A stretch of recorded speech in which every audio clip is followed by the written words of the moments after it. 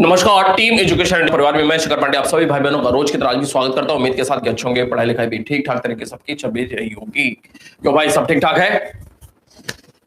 रीता जी, रधेश, अमित, संदीप, विशाल जी, अनुप जी, शिखा जी, विकास जी, हरि गोविंद जी, अंशु, दीप शिखा, विकास जी, अमित, रीता जी, बहुत सारे लोग हैं। उम्मीद करता हूँ सब ठीक ठाक होगा। कल दो चार लोगों ने लिखा हुआ था कि पीडीएफ नहीं मिली हुई है, तो भाई पीडीएफ सबके पास उपलब्ध है। ठीक है, पीडीएफ सबके पास उपलब्ध है। और आप अपने बैच में जो सबसे ऊपर आपके बैच का नाम लिखा है ना, आपकी क्लास जो होती है ना, फोन में आपके सबसे ऊपर टाइटल लिखा है आपके बैच का, उसको जब क्लिक करेंगे तो नीचे एक ऑप्शन आता है फाइल का। फाइल्स देखेंगे, फाइल्स को क्लिक करिए। 17 अप्रैल को यह भिजवाया हुआ था।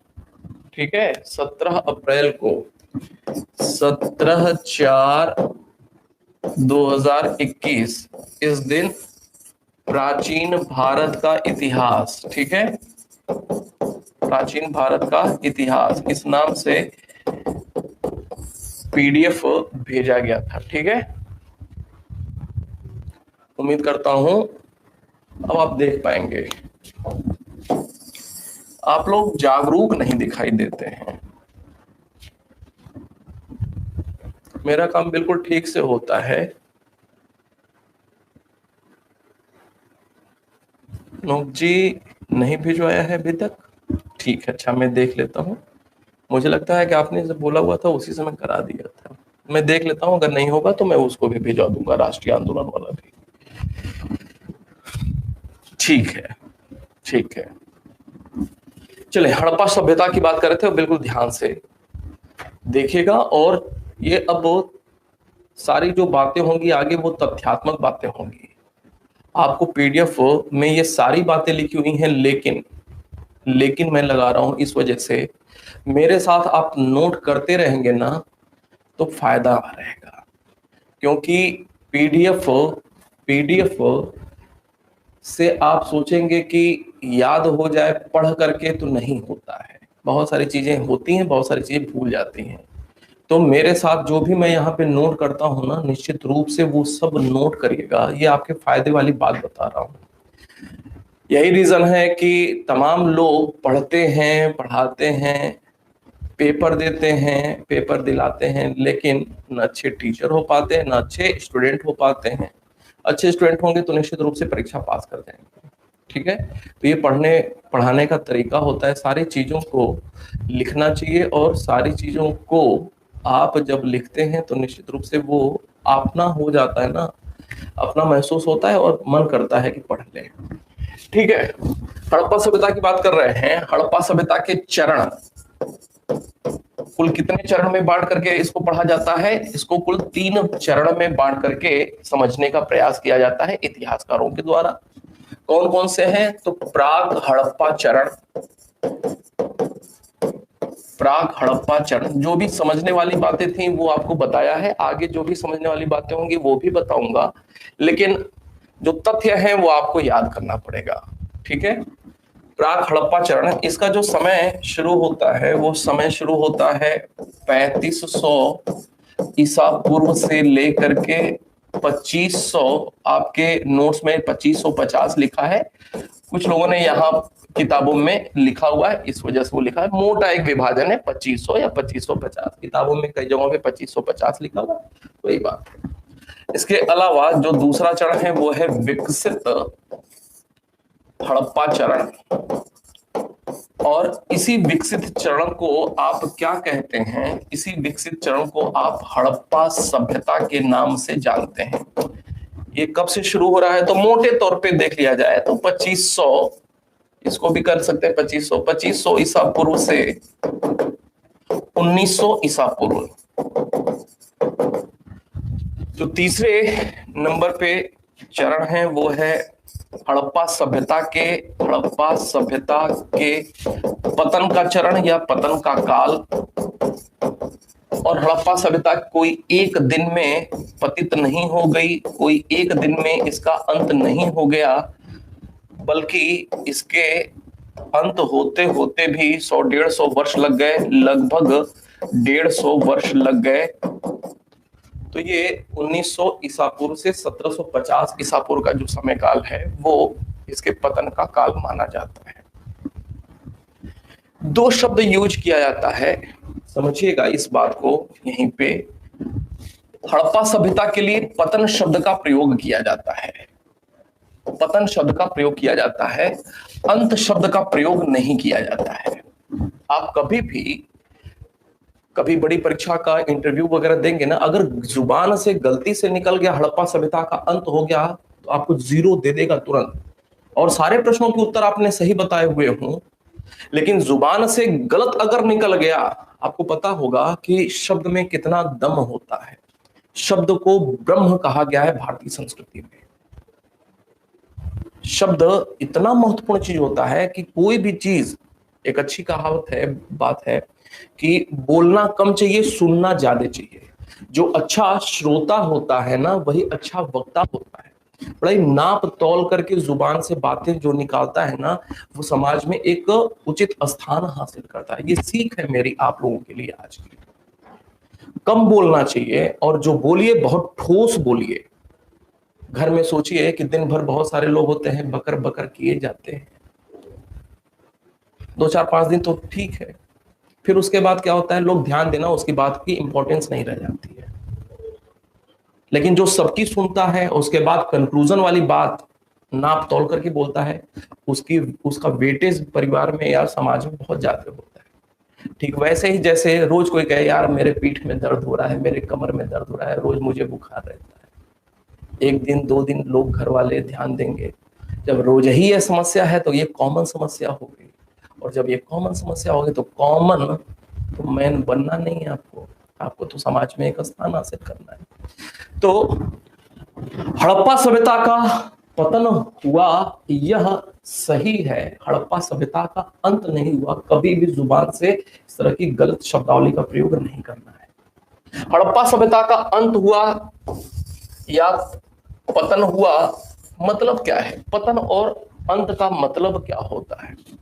पतन का मतलब होता है कि इसके जो भौतिक अवशेष है ना, भौतिक अवशेष वो समाप्त हो जा रहे हैं, लेकिन इसके जो सांस्कृतिक पहलू है ना, पहलू हैं, वो दृश्य हैं, आज तक वर्तमान में भी देखने को मिलता है।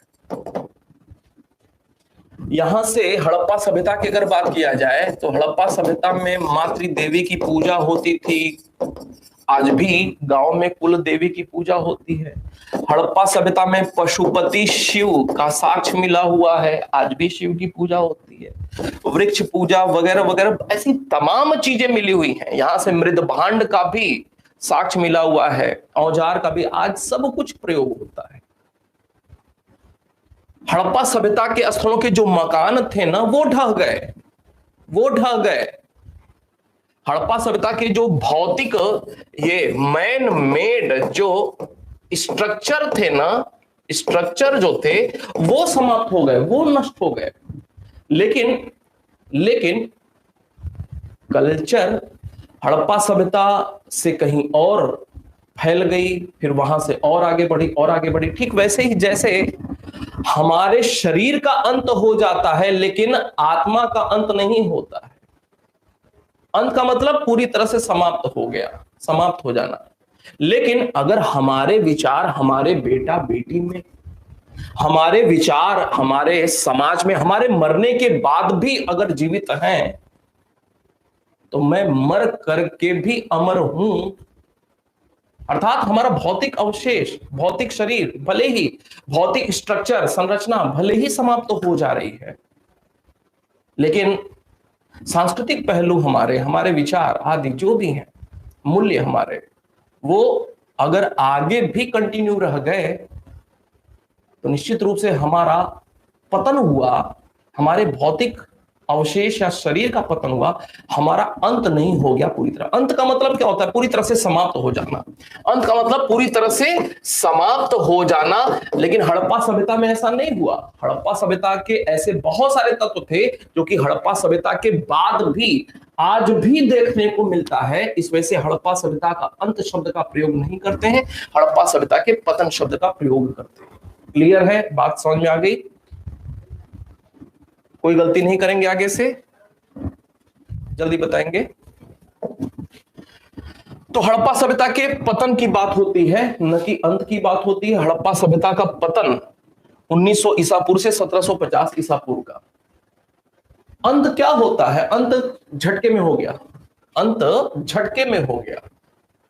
कोई ऐसी चीज हुई, तुरंत उलट पुलट हो गया।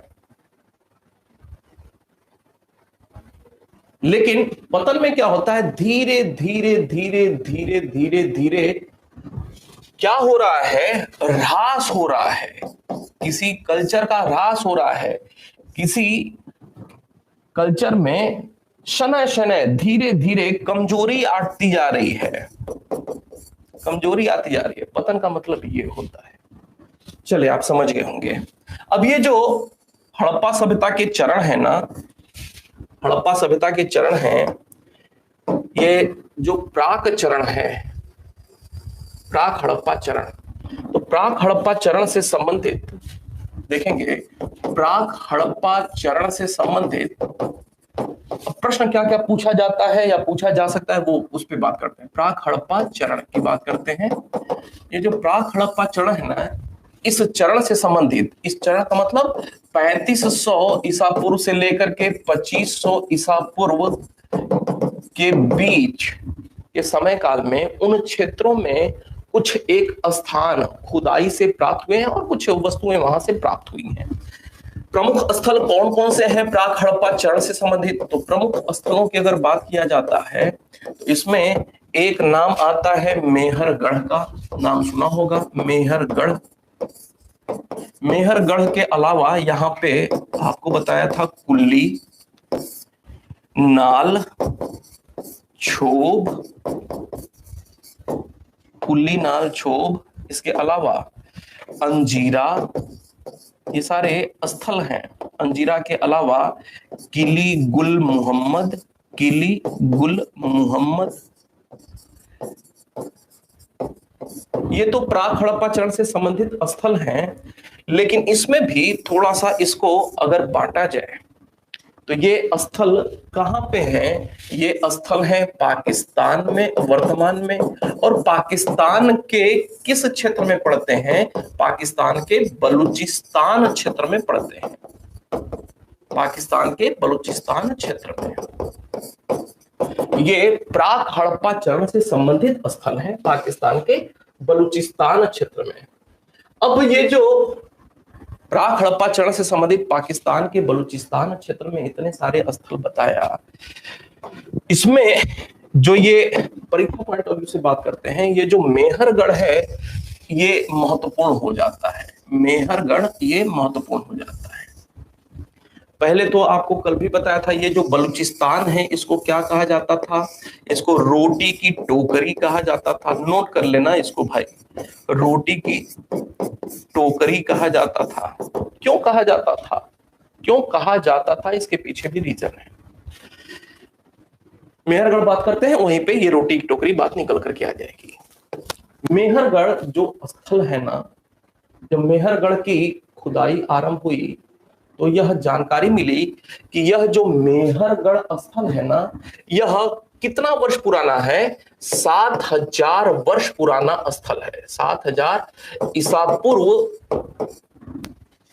से बसा हुआ है। अर्थात 7000 ईसा पूर्व के पहले यहां पे आबादी बसा हुआ था। 7000 ईसा पूर्व से पहले यहां पे लोग नहीं रहते थे। कोई भी वस्तु नहीं मिली है उससे पहले की। पहले स्तर की जो वस्तु मिल रही है मेहरगढ़ से, अर्थात मेहरगढ़ में धरती के उत्पत्ति के बाद, धरती की पृथ्वी की शुरुआत के बाद से पहली बार मेहरगढ़ क्षेत्र में 7000 ईसा पूर्व में कुछ मानव बसे होंगे। इसके पहले यहां पे मानव आबादी नहीं रही। अगर नहीं होती तो कुछ वस्तुएं मिली होती। 7000, अगर ये लेवल 7000 मान लिया जाए, 7000 ईसा पूर्व में पहली बार मेहरगढ़ क्षेत्र में मानव बसा, और उसके बाद आगे आगे आगे आगे आगे आगे मानव बसता रहा। और कब तक यहाँ पे मानव बसा, उस पर भी बात है। मेहरगढ़ में पहली बार, अर्थात मेहरगढ़ स्थल के सांस्कृतिक जीवन की शुरुआत 7000 ईसा पूर्व से शुरू होती है। और ये जो 7000 ईसा पूर्व का ये जो समय है ना, इस समय को नवपाषाण काल का माना जाता है। भारत में नवपाषाण काल का माना जाता है। बिल्कुल बच्चों जैसे आपको बातें समझा रहा हूं। नवपाषाण काल का समय भारत में 7000 ईसा पूर्व का माना जाता है। तो एक प्रश्न बनता है कि मेहरगढ़ के सांस्कृतिक जीवन की शुरुआत, अर्थात मानव समुदाय की शुरुआत किस काल से आरंभ होती है? तो मेहरगढ़ अपने सांस्कृतिक जीवन का साक्ष्य सबसे पहले नवपाषाण काल का देता है। नवपाषाण काल से लेकर के प्राक हड़प्पा चरण तक का साक्ष्य यहां से प्राप्त होता है। मेहरगढ़, जो कि पाकिस्तान के बलूचिस्तान क्षेत्र में, मेहरगढ़ से जो साक्ष्य मिलते हैं, सबसे प्राचीनतम साक्ष्य नवपाषाण काल का या 7000 ईसा पूर्व काल का मिलता है। 7000 ईसा पूर्व में पहली बार मेहरगढ़ क्षेत्र में मानव समुदाय बसा होगा, आबादी रही होगी, उन्होंने कुछ वस्तुओं का प्रयोग किया होगा। उसके बाद से लेकर के 3500 से 2500, अर्थात मोटे तौर पे देखा है तो लगभग 3000 ईसा पूर्व तक वहां पे लोग रहे। अर्थात मेहरगढ़ में मोटे तौर पे लगभग 4000 वर्षों तक, मेहरगढ़ में लगभग 4000 वर्षों तक, अगर यहाँ पे औसत ले लिया जाए 3500 से 2500 का, तो 3000, ठीक है। और 7000 से शुरुआत हो रही है, तो 7000 ईसा पूर्व से शुरुआत हो रही है और लगभग 3000 ईसा पूर्व तक यहाँ पे मानव बसा। अर्थात मेहरगढ़ का अस्तित्व, मेहरगढ़ स्थल का अस्तित्व, यहाँ पे सांस्कृतिक जीवन का अस्तित्व लगभग 4000 वर्षों का रहा। उसके बाद इस स्थल पे लोग बसना छोड़ दिए, यहाँ के लोग कहीं अन्यत्र चले गए होंगे। तो मेहरगढ़ से जो साक्ष्य मिलता है वो नवपाषाण काल का पहला साक्ष्य मिलता है और अंतिम साक्ष्य मिलता है प्राक हड़प्पा चरण का। इसका मतलब अगर कभी यह प्रश्न पूछा जाए निम्नलिखित में से किस स्थान से विकसित हड़प्पा सभ्यता का साक्ष्य नहीं मिलता है, विकसित हड़प्पा सभ्यता का साक्ष्य नहीं मिलता है, अगर ऑप्शन में मेहरगढ़ भी दिया हुआ हो तो वो उत्तर गलत हो जाएगा। समझ में आ रही है बात भाई? आगे बात करते हैं। मेहरगढ़ ये जो स्थल है ना, इसको लेकर के एक दो बातें और, ये कि मेहरगढ़ से गेहूं का प्राचीनतम साक्ष्य प्राप्त हुआ है। गेहूं का प्राचीनतम साक्ष्य कहां से प्राप्त हुआ है? तो मेहरगढ़ से ही गेहूं का प्राचीनतम साक्ष्य प्राप्त हुआ है। हो सकता है 10, 20, 50 वर्षों बाद ये आंकड़ा बदल जाए, कोई और स्थल से खुदाई से गेहूं का कुछ साक्ष्य मिल जाए और कार्बन 14 डेटिंग से ये पता चले कि यह तो 9000 ईसा पूर्व का गेहूं का ये छिलका मिला हुआ है, दाना मिला हुआ है, या कुछ अवशेष उसके मिले हुए हैं, तो यह भी आंकड़ा मेहरगढ़ का प्राचीनतम साक्ष्य वाला गेहूं को लेकर के ये भी बदल जाएगा। पहले, आज से लगभग 10 वर्ष 20 वर्ष पहले, बल्कि और थोड़ा सा ज्यादा, आज से 20-25 वर्ष पहले तक ऐसा माना जाता था कि कृषि का प्राचीनतम साक्ष्य मेहरगढ़ से ही प्राप्त हो रहा है। लेकिन जब लहुरा देव की जानकारी हुई, उत्तर प्रदेश में संत कबीर नगर जिले में जो लहुरा देव नाम का स्थान खुदाई के अंतर्गत प्राप्त हुआ है, वहां से जो अवशेष प्राप्त हुए हैं, उससे यह समझ आया कि यहाँ पे कृषि, अर्थात लहुरा देव स्थल में कृषि 9000 ईसा पूर्व में ही आरंभ हो गई थी। और जब तक लहुरा देव के विषय में जानकारी नहीं थी, तब तक यही माना जाता था कि कृषि का प्राचीनतम साक्ष्य मेहरगढ़ से ही प्राप्त हुआ है। कृषि का प्राचीनतम साक्ष्य मेहरगढ़ से ही प्राप्त हुआ है, ऐसा 20 वर्ष पहले तक माना जाता था। लेकिन हाल फिलहाल में जब लहुरा देव संत कबीर नगर जिला उत्तर प्रदेश की खुदाई हुई तो वहां से चावल का साक्ष्य मिला। चावल का साक्ष्य मिला और जब प्रयोगशाला में परीक्षण हुआ तो यह पता चला कि यह जो चावल का अंश है ना प्राप्त हुआ है, ये 9000 ईसा पूर्व का है। इसका मतलब कि मेहरगढ़ को जो माना जाता था कि कृषि का प्राचीनतम साक्ष्य 7000 ईसा पूर्व का है, वो आंकड़ा बदल गया और लहुरा देव में 9000 ईसा पूर्व समय काल का चावल का साक्ष्य मिला हुआ है। तो अब आपको पता होगा कि कृषि के प्राचीनतम साक्ष्य की प्राप्त होती है ना, कृषि का भारत में प्राचीनतम साक्ष्य कहां से प्राप्त हुआ है, तो कृषि का प्राचीनतम साक्ष्य अब उत्तर होता है लहुरा देव। क्यों भाई? लहुरा देव हो गया संत कबीर नगर जिला, कहां पे? उत्तर प्रदेश में, देवरिया के बगल में। नहीं तो पहले, और ये साक्ष्य कितना पुराना है? 9000 ईसा पूर्व में। अर्थात कभी पेपर में यह पूछा गया कि भारत में कृषि की शुरुआत किस समय काल से मानी जाती है, तो भारत में कृषि की शुरुआत 9000 ईसा पूर्व से ही मानी जाती है। समझ में आ रही है बात? आराम से बताएंगे, समझ में आ रही है बात? आराम से। और ये जो कृषि का प्राचीनतम साक्ष्य मिला लहुरा देव से, तो किस चीज का मिला था? चावल का। चावल का प्राचीनतम साक्ष्य, प्राचीनतम साक्ष्य कहां से प्राप्त हुआ है, यह भी उत्तर हो जाएगा लहुरा देव। और कब का? तो 9000 ईसा पूर्व का। पहले क्या था? ये वर्तमान की स्थिति है। 20 वर्ष पहले क्या होता था? 20 वर्ष पहले क्या होता था?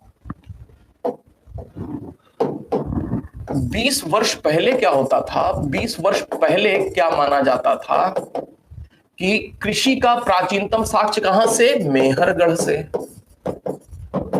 कितना पुराना? 7000 ईसा पूर्व पुराना।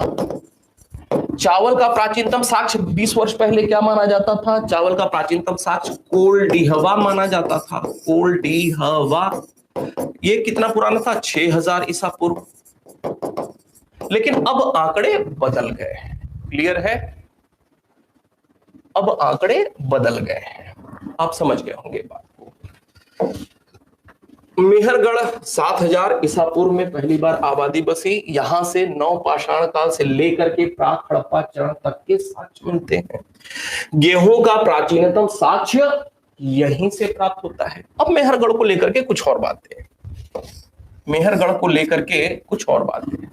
मेहरगढ़ को लेकर के बहुत सारी बातें हो चुकी हैं। मेहरगढ़ को लेकर के एक और बात कि इसकी खोज कब हुई और किसके द्वारा हुई, तो 1974 में ये प्रश्न नहीं पूछा हुआ है।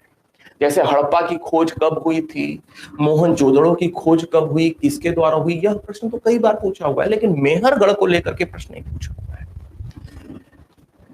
1974 में मेहरगढ़ स्थल की खोज हुई थी और मेहरगढ़ स्थल की जो खोज हुई वो खोज किसने किया हुआ था, तो फ्रांस के, कहां के? फ्रांस के पुरातत्ववेत्ता थे। दो लोग जो कि फ्रांस से संबंधित थे, फ्रांस देश के रहने वाले थे। एक का नाम था जीन फ्रैंकोइस, बहुत ही महत्वपूर्ण तथ्य है, कभी भी आगे परीक्षा में प्रश्न बनेगा, जॉर्गेज, और दूसरा नाम आता है किसका? कैथरीन जर्गी का नाम आता है। ये दो लोग थे जिन्होंने अपनी टीम, कैथरीन जर्गी, इन दोनों लोगों के नेतृत्व में मेहरगढ़ की खोज हुई थी। मेहरगढ़ की जो खोज हुई तो प्राक हड़प्पा चरण हम लोग देख रहे हैं फिलहाल। तो इस खोज से क्या जानकारी मिली? इस खोज से यह साक्ष्य प्राप्त हुआ कि मेहरगढ़ से क्या जानकारी मिली, खोज में क्या कुछ खास चीजें निकल करके आई। यह निकल करके आया कि मेहरगढ़ से गेहूं का प्राचीनतम साक्ष्य मिल रहा है, एक बात। दूसरी महत्वपूर्ण बात कि यहाँ के लोग सुदूर, सुदूर मतलब दूर दूर तक, सुदूर क्षेत्रों में व्यापार के लिए जाते थे, व्यापार करते थे। अर्थात मेहरगढ़ से दूर दूर बाहर निकल करके व्यापार करते थे। कुछ ऐसी वस्तुएं मिली जो कि उन क्षेत्रों में उपलब्ध नहीं थी, उन क्षेत्रों में प्राकृतिक रूप से उपलब्ध नहीं थी। अगर वो कुछ वस्तुएं वहां से प्राप्त हो रही हैं, मेहरगढ़ की खुदाई से प्राप्त हो रही है, तो कॉमन सेंस लग सकता है कि भाई यहां तो यह उपज होती नहीं है, इसका मतलब कहीं बाहर से आया है। तो या तो बाहर के लोग यहां पे आए हैं या तो यहां के लोग बाहर गए हैं। इसके अलावा यहां से और क्या चीज प्राप्त हुआ खुदाई के दौरान? यहां से प्राचीनतम स्त्री मूर्ति का साक्ष्य प्राप्त हुआ है, स्त्री मूर्ति का साक्ष्य प्राप्त हुआ है। आमतौर पे जो प्रश्न बनता है स्त्री मूर्ति को लेकर के कि कांसे की नर्तकी का साक्ष्य कहां से प्राप्त हुआ है, कांसे की नर्तकी को लेकर के बहुत प्रश्न कई बार पूछा हुआ है। ये प्रश्न नहीं पूछा हुआ है कि भारत में खुदाई के दौरान प्राचीनतम स्त्री मूर्ति का साक्ष्य, अर्थात भारत में जो पहली स्त्री मूर्ति या सबसे पुरानी स्त्री मूर्ति जो प्राप्त हुई है वो कहां से प्राप्त हुई खुदाई के दौरान? इसका उत्तर भी है कि यह कहां से? मेहरगढ़ से ही प्राप्त हुआ है। मेहरगढ़ स्थल की शुरुआत या साक्ष्य मेहरगढ़ से सबसे पहले किस समय काल का? तो नवपाषाण काल का मिलता है। और अंतिम साक्ष्य किस काल का मिलता है? प्राक हड़प्पा चरण का। विकसित हड़प्पा चरण का साक्ष्य यहां से नहीं प्राप्त होता है। क्लियर है भाई? जल्दी बताएं, क्लियर है?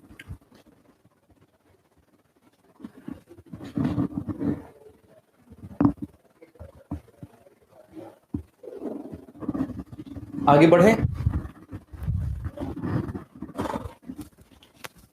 ये सारी जो स्थल है ना, अब एक चीज और, बहुत वर्ष पहले आईएएस में प्रश्न पूछा हुआ था, वो भी आज बता देते हैं। ये जो मेहरगढ़ है, अगर कभी यह प्रश्न पूछा गया किस नदी के किनारे स्थित है? मेहरगढ़ जो स्थल है ना, ये बोलन नदी के किनारे स्थित है। कौन सी नदी? बोलन नदी के किनारे स्थित है। और एक चीज और बताऊं, ये जो मेहरगढ़ है ना, इसको लेकर के एक तो बलूचिस्तान आपको बता दिया, बलूचिस्तान क्षेत्र में है। किस नदी के किनारे है? बोलन नदी के किनारे है। एक और प्रश्न, किस मैदान के समीप है? तो कच्छी के मैदान में। बड़े प्यारा प्यारा सा नाम है, के मैदान से संबंधित, अर्थात आसपास बहुत सारे, अब विश्व में बहुत सारे अलग अलग क्षेत्रों में अलग अलग मैदान है, नाम भी है। तो कच्छी के मैदान से संबंधित है मेहरगढ़। बिल्कुल नई बात बता रहा हूं, आने वाली परीक्षा में कभी प्रश्न बनेगा, लोगों के लिए मुश्किल होगा लेकिन आपके लिए अब नहीं होगा। उम्मीद करता हूं मेहरगढ़ को लेकर के आपकी जानकारी और बढ़ गई होगी। तो याद करना है, याद ये करना है अब आपको, ये सारी बातें तो हैं। प्राक हड़प्पा चरण हम लोग देख रहे हैं। प्राक हड़प्पा चरण में पाकिस्तान से कौन कौन से प्रमुख स्थल प्राप्त हुए हैं? तो पाकिस्तान के बलूचिस्तान क्षेत्र, जिसको रोटी की टोकरी कहा जाता था, क्योंकि बलूचिस्तान क्षेत्र में ही मेहरगढ़, और मेहरगढ़ से गेहूं का प्राचीनतम साक्ष्य प्राप्त हुआ है, इसी संदर्भ में इसको रोटी की टोकरी कहा गया। ठीक है। ये जो अलग से स्थल है, कुल्ली कहां पे है, नाल कहां पे, छोब, अंजीरा, किली, गुल मोहम्मद, ये स्थल कहां? बलूचिस्तान क्षेत्र से संबंधित यह स्थल है। बस इतना याद रखिए, ये स्थल प्राक हड़प्पा चरण से संबंधित है, यह ध्यान में रखिए। आगे बढ़ते हैं। इसके अलावा दूसरी बात करते हैं। अब पाकिस्तान के सिंध क्षेत्र की बात करते हैं। बलूचिस्तान हो गया, अब सिंध क्षेत्र की बात करते हैं। सिंध क्षेत्र में प्रमुख स्थल कौन से हैं? तो पाकिस्तान के सिंध क्षेत्र में दो प्रमुख स्थल देखने को मिलते हैं, जिनमें एक नाम है आमरी का और एक नाम है कोट दीजी का। अब प्रश्न क्या क्या पूछा जाएगा?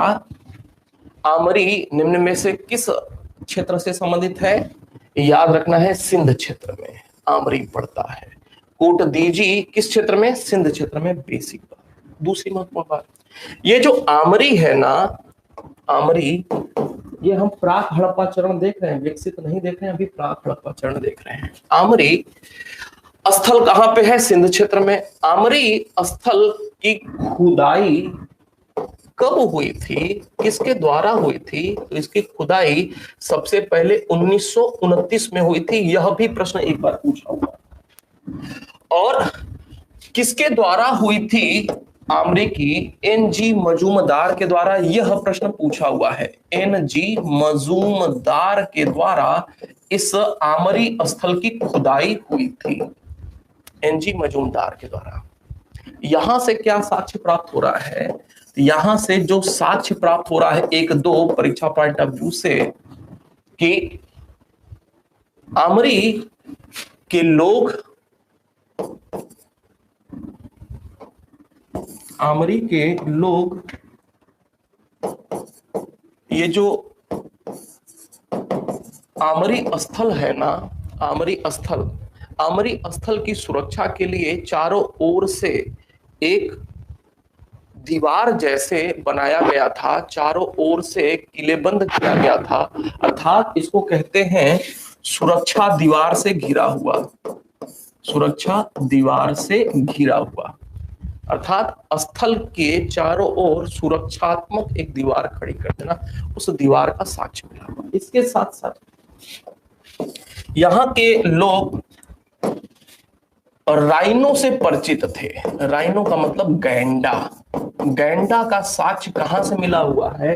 तो गैंडा का साक्ष्य कहां से प्राप्त हुआ है? बहुत ही महत्वपूर्ण तथ्य है, याद करेंगे। ये प्रश्न कभी भी नहीं पूछा हुआ है कि यहाँ के लोग गैंडा से परिचित थे। एक और महत्वपूर्ण बात कि ये जो आमरी है ना, यहां से अन्नागार का साक्ष्य प्राप्त हुआ है। किसका? अन्नागार का साक्ष्य प्राप्त हुआ है। अन्नागार का मतलब क्या होता है? अनाज रखने का स्थान, अनाज रखने का स्थान। इन चीजों की जानकारी आमरी से हो रही है। जैसे आज भी हम घरों में वर्ष भर का 6 महीने का अनाज स्टोर करके रखते हैं ना, ये तो घर में स्टोर करके रख रहे हैं। लेकिन अगर समाज के लिए ही 20, 25, 50 परिवार के लिए अगर स्टोर करके रखना है, अगर सारे लोग सामूहिक रूप से खेती कर रहे हैं, तो एक जगह पूरे समाज का अनाज रखाएगा। तो वो अन्नागार, अनाज रखने का स्थान, इसकी भी जानकारी साक्ष्य कहां से प्राप्त हुआ है? आमरी से प्राप्त हुआ है। बात समझ में आ रही है? अगली बात करेंगे कोट दीजी को लेकर के। ये जो कोट दीजी है, कोट दीजी स्थल की खुदाई का कार्य किसने किया हुआ था? पीसीएस में यह प्रश्न पूछा हुआ था 3 से 4 वर्ष के भीतर। खुदाई किसने किया था? फजल अहमद खान ने किया हुआ था। फजल अहमद के द्वारा इस स्थल की खुदाई की गई थी। किसकी? कोट दीजी की। यहां से क्या साक्ष्य प्राप्त हो रहा है? तो यहां से जो साक्ष्य प्राप्त हुआ वो किलेबंदी का साक्ष्य प्राप्त हो रहा है। यहां से जो साक्ष्य प्राप्त हो रहा है वो किस चीज का? कि यहाँ के लोग जो थे एक सुनियोजित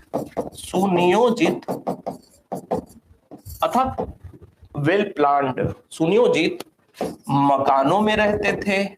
यहाँ के लोग सुनियोजित सड़कों का प्रयोग करते थे।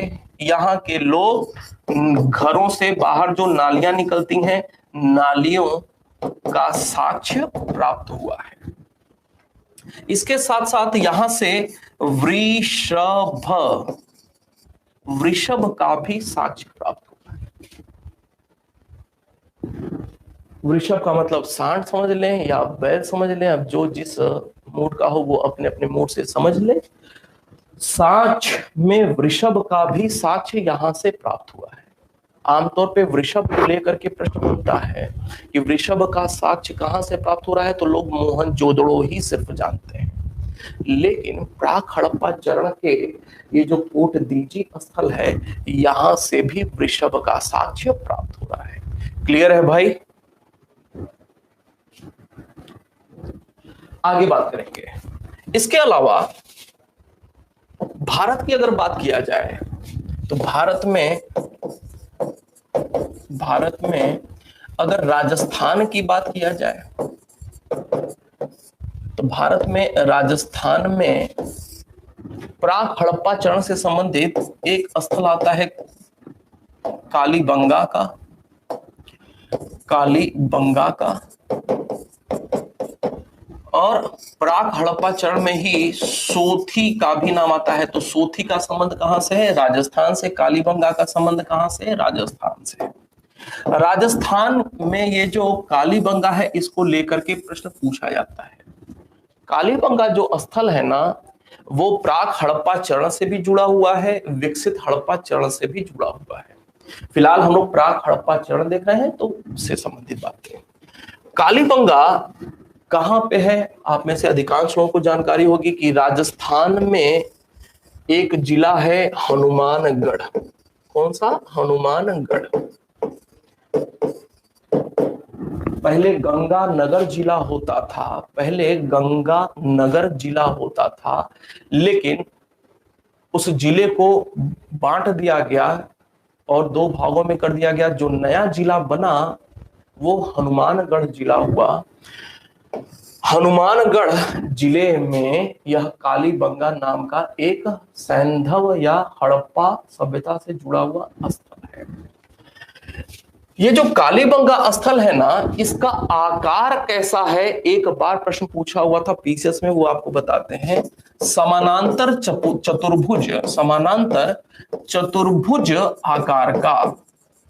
बहुत सारे प्रश्न इतिहास में रिपीट होते हैं, तो पिछले वर्ष के प्रश्न आपको वो भी पता होना चाहिए। जो नहीं पूछे हुए हैं उनकी भी जानकारी होनी चाहिए किसी भी विषय में। कालीबंगा का आकार कैसा था? समानांतर चतुर्भुज जैसा।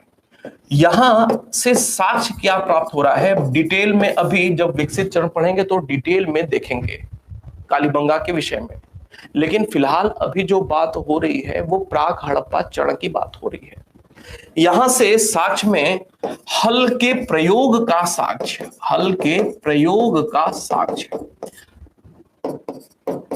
हल नहीं मिला हुआ है लेकिन हल चला हुआ है, इस प्रकार का साक्ष्य। ध्यान से सुनिएगा, हल नहीं मिला हुआ है, लिखा है हल के प्रयोग का।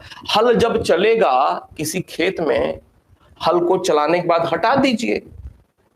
कोई नया आदमी आया, खेत देखा, अच्छा हल चल गया, मतलब हल नहीं देखा उसने, हल नहीं मिल रहा है उसको, लेकिन हल की चाल देख करके, वो जो भूमि पे, कृषि भूमि पे जो आड़ी तिरछी रेखाएं बनी, उसको देख करके समझ गया अच्छा हल चला हुआ है। तो हल नहीं मिला हुआ है, हल के प्रयोग को देखा जा सकता है जब खुदाई हुई तो।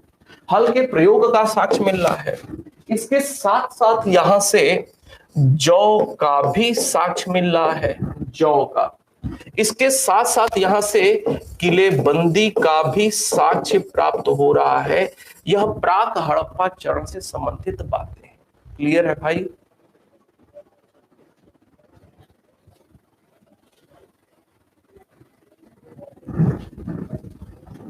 ठीक है, कालीबंगा के संदर्भ में प्राक हड़प्पा चरण से संबंधित यह बातें बताई। ठीक है, इसी प्रकार अगर भारत में हरियाणा की बात किया जाए तो प्राक हड़प्पा चरण से संबंधित बहुत सारे स्थल देखने को मिलते हैं हरियाणा में। बात समझ आ रही है? हरियाणा से संबंधित बहुत सारे स्थल देखने को मिलते हैं। जैसे आपने एक नाम सुना होगा बनवाली का या बनावली का,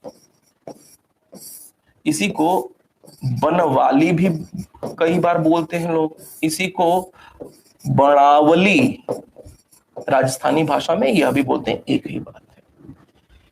इसके अलावा यहीं पे है राखी गढ़ी,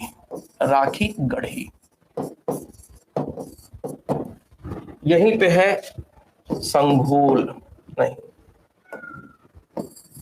ये फिलहाल अभी राखी गढ़ी पे देखिए। ये जो राखी गढ़ी है कहां पे है? हरियाणा क्षेत्र में। इसको लेकर के एक बात कर लेते हैं। राखी गढ़ी बहुत ही महत्वपूर्ण स्थल के रूप में हाल फिलहाल में उभरा है। 10-20 वर्ष पहले तक राखी गढ़ी एक सामान्य सा सैंधव स्थल था। हाल फिलहाल में राखी गढ़ी में अभी खुदाई का काम जारी है। राखी गढ़ी में हाल फिलहाल की बात बता रहे हैं, अभी खुदाई का काम चल रहा है, खुदाई का कार्य जारी है। अभी कुछ महीने पहले की बात है, या यूं कह लें 1 साल के भीतर की बात है, 1 साल नहीं, थोड़ा ज्यादा ही हो गया समय। पुणे की एक संस्था है, या आप लोगों को जानकारी नहीं होगी बातें, पुणे की एक संस्था है, उसने अपना एक जर्नल निकाला, उसमें एक रिपोर्ट प्रकाशित किया। उसमें रिपोर्ट प्रकाशित किया यह कि हड़प्पा सभ्यता का जो सबसे बड़ा स्थल क्षेत्रफल में सबसे बड़ा स्थल क्या माना जाता है? मोहनजोदड़ो माना जाता है। क्यों भाई, यही पता है आप सारे लोगों को? अभी प्रश्न आएगा तो आप यही उत्तर लगाएंगे कि हड़प्पा सभ्यता का सबसे बड़ा स्थल कौन सा है, पूरा स्थल कौन सा है, तो वो है मोहनजोदड़ो। लेकिन पिछले वर्ष, या मुझे लगता है कि 2000 पिछले वर्ष में नहीं, 2-3 साल हो गया, पुणे की एक संस्था ने एक रिपोर्ट प्रकाशित की। उसमें यह लिखा हुआ था कि मोहनजोदड़ो जो सबसे बड़ा स्थल माना जाता है, इसका जो क्षेत्रफल है वो लगभग 5 किलोमीटर दायरे का है। मतलब मोहनजोदड़ो से अन्य सभी सैंधव स्थल छोटे हैं आकार में। लेकिन जो रिपोर्ट प्रकाशित किया गया उसमें यह दावा किया गया उस संस्था के द्वारा कि हरियाणा में जो राखी गढ़ी है उसमें हाल फिलहाल में जो खुदाई हुई, तो उस खुदाई से नई जानकारी मिली, वो ये कि राखी गढ़ी का जो क्षेत्रफल है वो अब 5.5 किलोमीटर की खुदाई हुई और वस्तुएं मिल रही हैं। जब रिपोर्ट प्रकाशित हुई एक संस्था के द्वारा, तो अब गवर्नमेंट ऑफ इंडिया और थोड़ी सी जानकारी लेगा, फिर गवर्नमेंट ऑफ इंडिया इसको प्रकाशित करेगा, फिर इंटरनेशनल टीम आएगी। मोहनजोदड़ो के बारे में इंटरनेशनल टीम को पता है, इसका दायरा है 5 किलोमीटर का। इसकी जांच परख करेगी इंटरनेशनल टीम, और वो जब देख लेगी, नाप जोख कर लेगी कि नहीं इसका आकार तो ये है, हो सकता है इंटरनेशनल टीम के आते आते खुदाई और हुआ, ये 6 किलोमीटर का आंकड़ा हो गया। जब इंटरनेशनल टीम जांच एजेंसी इसकी जांच कर लेगी, उसके बाद इंटरनेशनल स्तर पे यह प्रमाणित हो जाएगा कि मोहनजोदड़ो सबसे बड़ा पूरा स्थल नहीं था बल्कि राखी गढ़ी है। और जब यह प्रूफ हो जाएगा तो मैं कहता हूं कि आने वाले 10-20 वर्षों के बाद जब नई किताबें प्रकाशित होंगी ना, तो आप देखेंगे कि यह आंकड़ा बदला हुआ होगा। सैंधव सभ्यता का सबसे बड़ा स्थल मोहनजोदड़ो नहीं, जो कि वर्तमान में माना जाता है, बल्कि 10-20 वर्षों बाद राखी गढ़ी स्वीकार किया जाएगा, जो कि भारत में। अभी जो प्रश्न बनेगा वो आपको मैं बता देता हूं। अभी जो प्रश्न बनेगा वो ये बनता है कि सैंधव सभ्यता का या हड़प्पा सभ्यता का सबसे बड़ा स्थल कौन सा है। अभी उत्तर आपको लगाना होगा तो आप मोहनजोदड़ो ही लगाएंगे, ठीक है भाई, अभी आप उत्तर यही लगाएंगे। दूसरे प्रकार का प्रश्न क्या बनेगा कि भारत स्थित सैंधव सभ्यता का सबसे बड़ा स्थल कौन सा है, तो सबसे बड़ा स्थल भारत में हो जाएगा राखी गढ़ी। याद रहेगा भाई, ये पाकिस्तान में है और भारत को लेकर के प्रश्न बनेगा। क्लियर है भाई, कोई भी कंफ्यूजन तो नहीं है?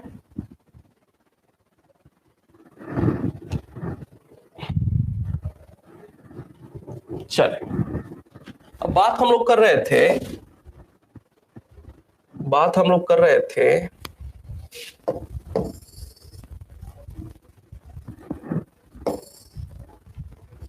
ये हरियाणा क्षेत्र में कौन कौन से हैं, तो एक हो गया बनावली, हो गया राखीगढ़ी, हो गया, और एक कुणाल। ये भी याद कर ले, यह प्रश्न भी पूछा हुआ है। ठीक है, यह प्राक हड़प्पा चरण से संबंधित हरियाणा क्षेत्र में कुछ स्थल जानकारी में आए हैं। कुणाल कहां पे है? हरियाणा में। राखीगढ़ी कहां पे? हरियाणा में। बनावली कहां पे? हरियाणा में। कुणाल कहां पे है? हरियाणा में। याद रखना है। अब वो बहुत ही काम की बात, अगर कभी यह प्रश्न पूछ लिया गया, कभी प्रश्न ये पूछा गया, प्रश्न अगर ये पूछा गया आपसे, आप इसका उत्तर मुझे बताएंगे कि सैंधव सभ्यता के स्थल किन देशों से प्राप्त हुए हैं? किन देशों से प्राप्त हुए हैं? इसमें एक ऑप्शन है भारत, एक ऑप्शन है पाकिस्तान, एक ऑप्शन है अफगानिस्तान, एक ऑप्शन है ईरान। क्या ऑप्शन होगा आपका? सही क्या है बताएंगे जरा आप।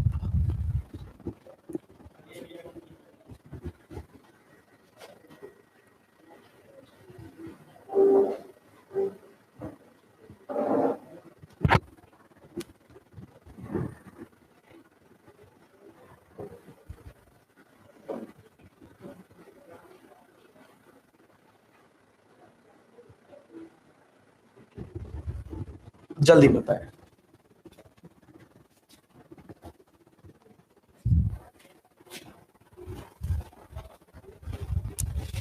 किसी ने डिसलाइक कर दिया क्या भाई? पूर्णिमा जी,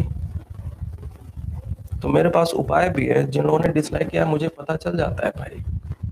अगर मैं ही डिसलाइक कर दूं तो फिर बहुत गंदी हरकतें हैं। ऐसे लोग कभी आगे नहीं बढ़ पाते हैं, पता नहीं क्यों लोग नाराज रहते हैं।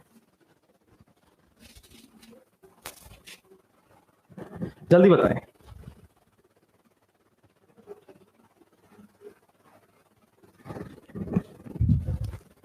मेरे धैर्य का परीक्षा लेते हैं लोग।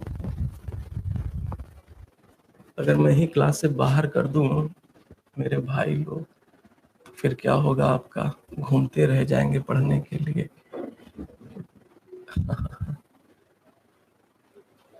India Pakistan, very good. India Pakistan. Teacher अगर किसी से नाराज हो गया ना तो उसका भविष्य चौपट है, ये पक्की बात है। टीचर किसी से नाराज हो गया ना तो उसका भगवान भी कुछ नहीं कर पाएंगे।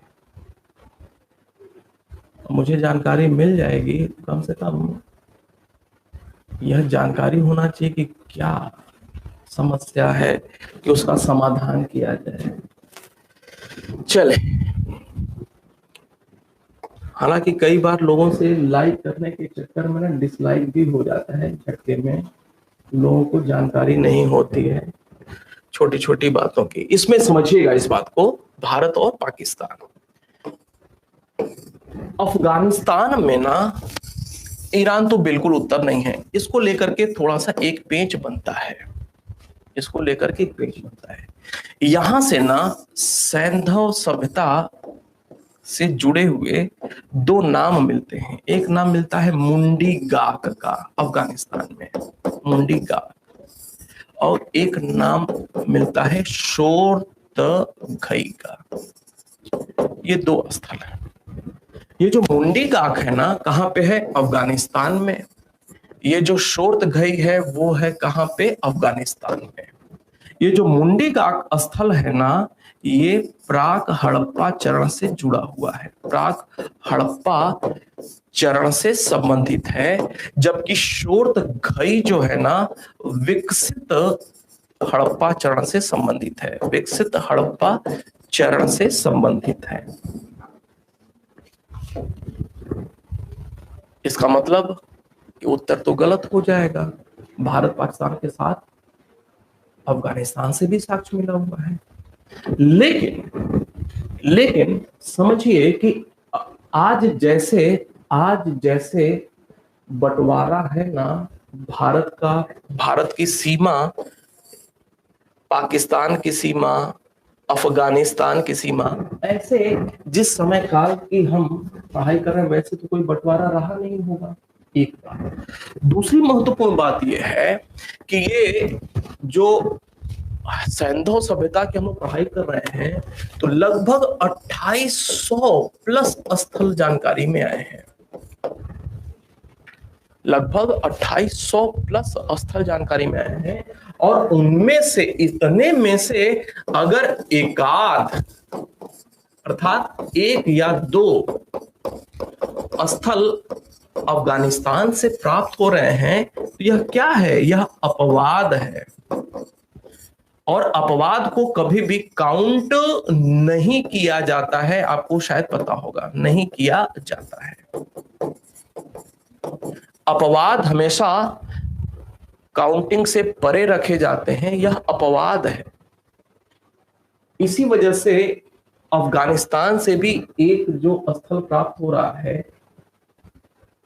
उसको स्थल तो प्राप्त हो रहा है लेकिन एक देश से सैंधव सभ्यता का प्रमाण मिल रहा है, यह नहीं स्वीकार किया है।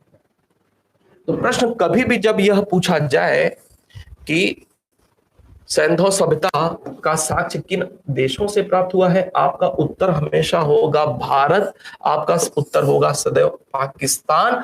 अफगानिस्तान से नहीं, ईरान से नहीं प्राप्त हुआ। अफगानिस्तान से ये जो मुंडीगाग प्राक हड़प्पा चरण का या शोर्त हुई विकसित हड़प्पा चरण के स्थल प्राप्त हुए हैं, वो क्या है? वो अपवाद स्वरूप हैं और अपवाद स्वरूप होने की वजह से वो काउंट नहीं किया गया है। लेकिन दूसरी महत्वपूर्ण बात,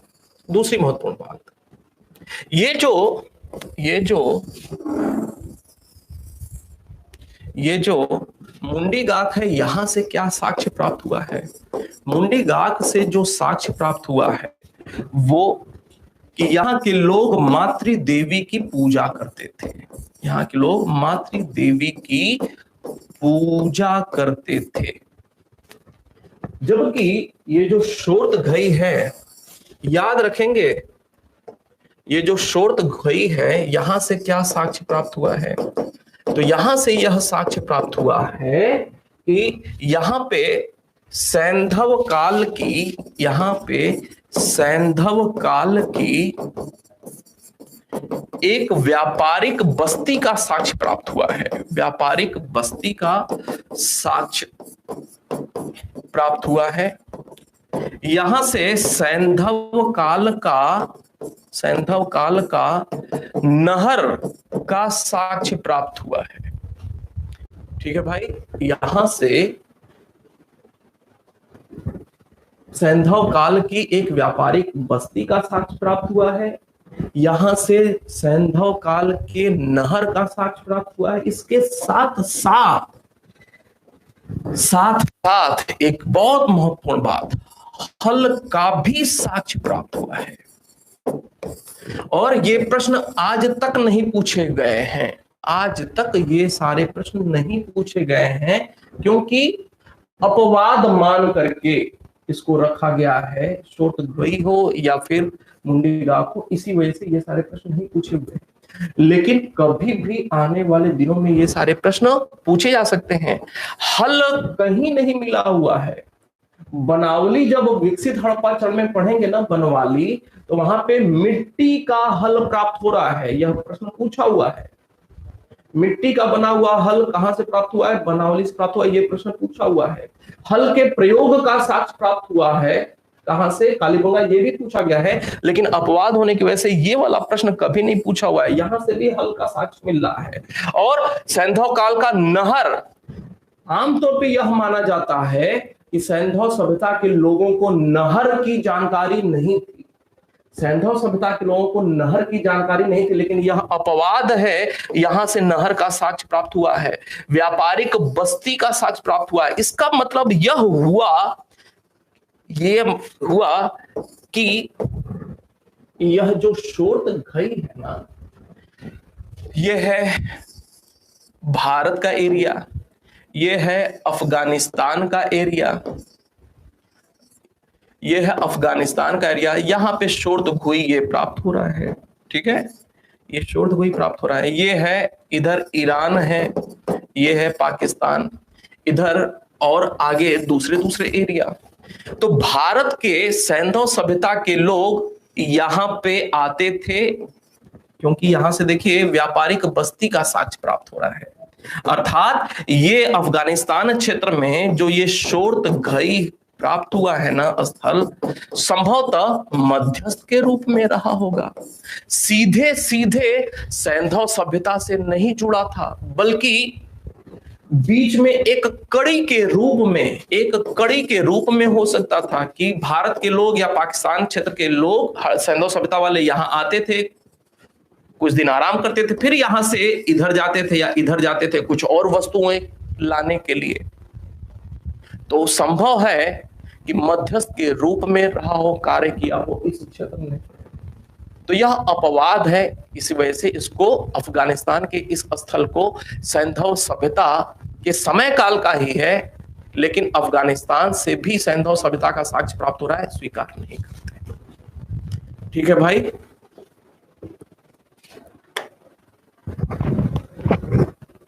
अरे विशन पाल जी मेरे भाई, सर पाकिस्तान और इंडिया दोनों ऑप्शन अलग अलग होने पर किसी मतलब क्या है इसका?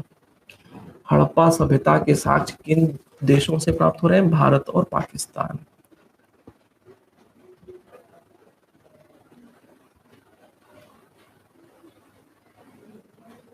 कोई एक नहीं पूछेगा ना, वहां पे मिलान करने के लिए होगा ना। ये प्रश्न ही नहीं समझ पाते आप लोग।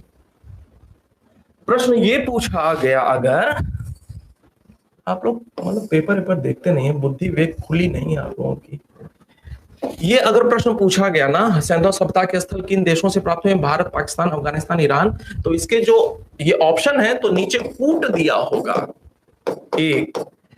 ए बी सी सही है, दूसरा कूट दिया होगा सी डी बी सही है, ऐसे 4 कूट दिया होगा, इसमें आपको मिल करना होगा ना, प्रश्न ऐसे होगा ना। ठीक है,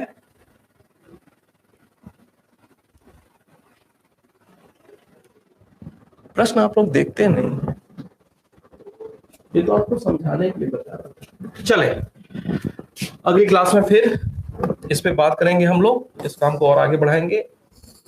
उम्मीद करता हूं कि बात समझ में आ रही होगी सारी।